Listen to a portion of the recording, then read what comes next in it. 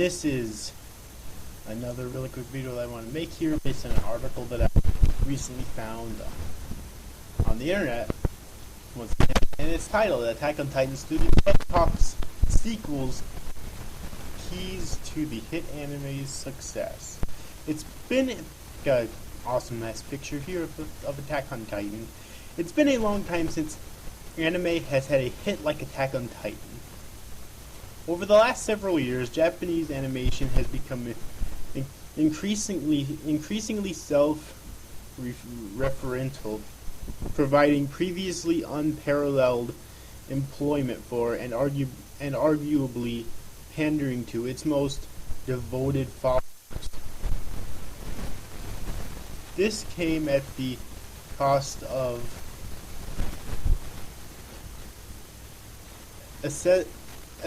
accessibly, though, and often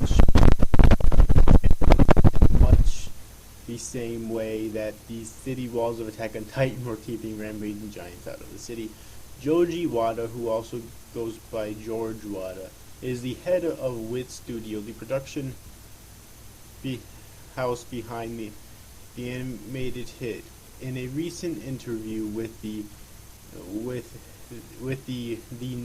Nikki Wada about the keys to Attack on Titan's success, as well as dropped some tantalizing hints regarding spin-offs and sequels.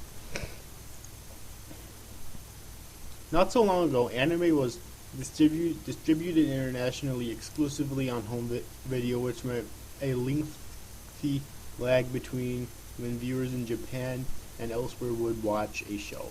Most current anime with overseas appeal, though, is stemmed online, which has allowed Attack on Titan to resonate simultaneously with fans located around the globe. Last year, I attended anime festivals in the US, UK, and Singapore, the 35-year-old Wada recalls, and I was surprised by how many young people I saw doing Attack on Titan cosplay. Picture of some really fucking awesome Attack on Titan cosplays right here, I have to say. Well, 3 of them anyways. So yeah. The show's international success is certainly a happy development for WIT Studio, but the animation staff didn't necessarily set out with that as its goal, and instead went with the choices that they, as people born and raised in Japan, felt would be interesting or entertaining. Wada does acknowledge that the team's subconscious influences may have been at play, though. Since we were kids, we naturally consumed a lot of American entertainment, and I think part of the show's global international acceptance comes from reflecting those sensibilities through a uniquely Japanese prism. Wada did recognize early on, however, that Attack on Titan's central themes are universally relatable, particularly its protagonist's desire to see the world outside his town's multiple layers of protective walls, even if that means exposing himself to the danger presented by the colossal man-eating giants his city lives in fear of. Wada likens this to Japanese youths graduating from college and leaving the secure cocoon of their student lives, or the international businessman who is presented with both the wide open possibilities and threats from limitless competitors in the global market. Okay, it's kind of interesting thing to go to, even though, yeah, it's kind of funny actually. There's a picture of a CEO here.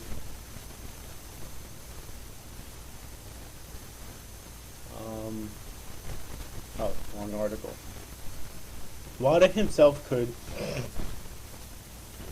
relate to the characters on a personal level. WIT Studio is less than 2 years old, with most of its staff being former members of Production IG, the studio behind Ghost in the Shell, Eden of the East, and Moribito. Attack on Titan is only WIT Studio's second, and it's supposed to be TV series, so Wada is well aware of the mix of termity and tridation that comes with heading off into the unknown. As could be expected, the studio encountered some hiccups with its first serialized anime, with the animators often spending consecutive nights at the office as they worked to bump up the quality of the show's visuals, which early on received less than glowing reviews. One night, while slaving away during a typhoon, the power suddenly went out, which presented a problem. The team made extensive use of the digital effects in crafting Attack on Titan's iconic scenes of its heroes zipping through the air using their three-dimensional maneuver gear. No electricity meant no computers, though, and one of the animators, having time on his hands, tweeted the studio's predicament using his smartphone. Almost immediately, fans tweeted back saying, "Come back on, power." A few hours later, when electricity was restored, Wada was relieved to find that no data had been lost. I really felt like this anime we made together, even the fans. Picture of electricity here. Huh? Someone gets oh, okay. Given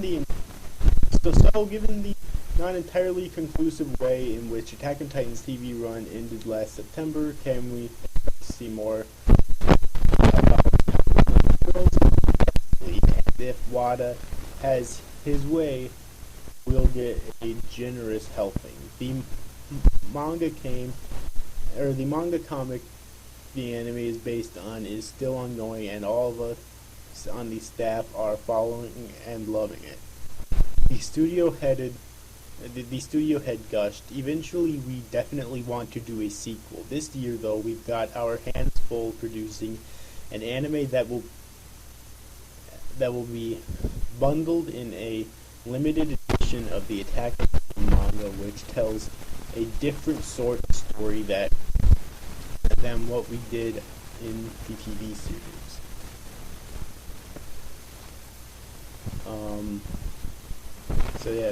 So just be patient, everybody. Just go towards the soon enough. Or the picture here, and then that ends. So basically, what they're saying is that obviously we're gonna get more Titan in the future. I expected this, but also we're going to be getting this. They said there could possibly mean that we might get adaptations of one or both of the spin-off mangas. The Levy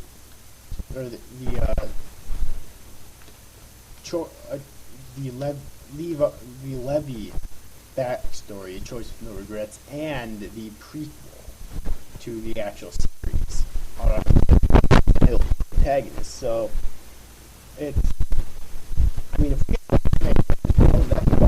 too, I honestly think they should wait a year or two before they make the sequel to the actual Titan series.